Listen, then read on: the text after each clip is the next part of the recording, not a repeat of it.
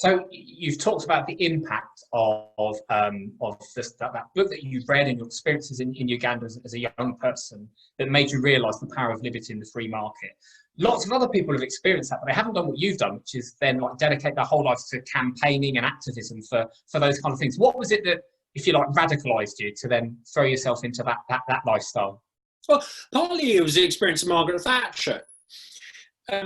I looked at Britain when I first started living in Britain from the perspective of an outsider, and I thought, so many people in Britain at the time believed the country was going to the dogs and was finished, and yet here was an outsider from Grantham who had come along and thought that actually we could revive this country by rediscovering that tradition of openness and enterprise, and the same people who had said that this country was finished not only tried to thwart Thatcher, they then started to say that actually Britain needed to become a province of the European superstate and hand over this complicated business of self-government to bureaucrats in Brussels.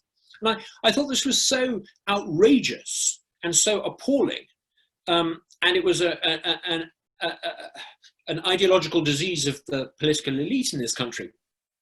I remember thinking, do you know what, I need to try to get Britain out of the European Union. And I came across Dan Hannan, who was a little bit ahead of me on this. He had already worked out not only that we needed to leave the European Union, he actually explained to me the very first occasion I met him.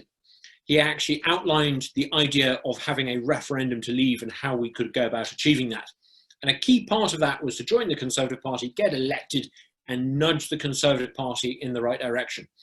And from that extraordinary, life-changing lunch I had with Dan Hannan all those years ago, that's kind of pretty much what we did. We hadn't worked out the precise detail. We didn't know it would be called Vote Leave, and we didn't know all the details. But meeting Dan, who had a pretty clear strategy